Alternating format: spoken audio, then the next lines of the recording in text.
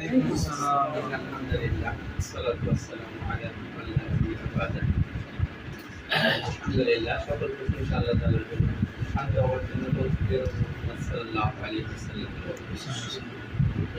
এত সুন্দর প্রোগ্রাম আমরা সবাই উপস্থিত হতে পেরেছি, এই জন্য অন্তরের অন্তঃস্থল থেকে আবারও আল্লাহ তাআলার শুকরিয়া আদায় করি। আলহামদুলিল্লাহ আলহামদুলিল্লাহ। যে ব্যক্তি আল্লাহ তাআলার শুকরিয়া আদায় করবে, আল্লাহ তাআলা তাকে নিয়ামতকে আল্লাহ আরো বাড়ায় দেবে। তো আসলে মূল কথা হচ্ছে যে আমরা এরকম একটা পবিত্র কোরআন এবং সহিহ হাদিসের সংগ্রহের অন্তর্ভুক্ত হতে পেরেছি, নিঃসন্দেহে এটা আল্লাহ তাআলার একটা মেহেরবানি। তো আমাদের সমাজে আমাদের আশেপাশে অসংখ্য মানুষ দেখবেন যে বড় বড় আলেম, বড় বড় জানওয়ালা ব্যক্তিরাই বিভিন্ন শিরকি বেদাতি কর্মকাণ্ডের সাথে লিপ্ত আছেন। তো এই সমস্ত হাজারো বেদাত এবং শিরকের মধ্য থেকে আপনাকে আমাকে যে আল্লাহ তাআলা বাছাই করছে, এটা আল্লাহ তাআলার দয়াতেই সম্ভব হয়েছে। তো আমরা এরকম একটা সংগঠনের অন্তর্ভুক্ত করতে পেরেছি, এটা আল্লাহর দয়াতেই সম্ভব হলে এই জন্য আমরা আবার আল্লাহ তাআলার শুকরিয়া আদায় করি। আলহামদুলিল্লাহ। সংক্ষিপ্ত কথা হচ্ছে যে এই জমানে আয়সা যারা বলে যে সংগঠন করা লাগবে না, তাদের জন্য উদাহরণস্বরূপ একটা কথা বলা যেতে পারে।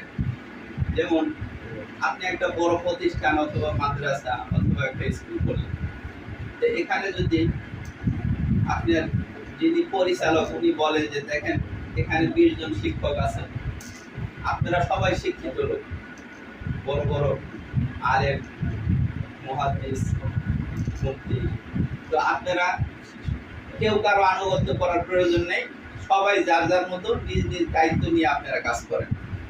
তাহলে কি ওই প্রতিষ্ঠানটা কি ভালো চলবে? না, চলবে না। সব কিছুতেই একটা শৃঙ্খলাবদ্ধ প্রয়োজন আছে।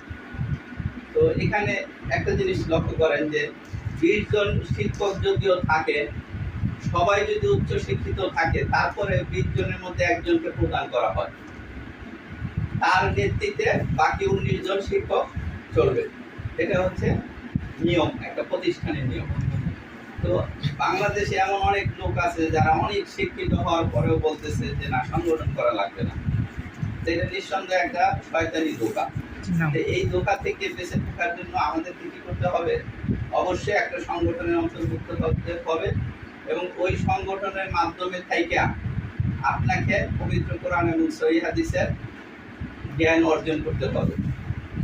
তো এই যদি দেখেন আমরা সংগঠনের অন্তর্ভুক্ত হতে পেরেছি, এটা আল্লাহ তাআলার দয়াতেই সম্ভব।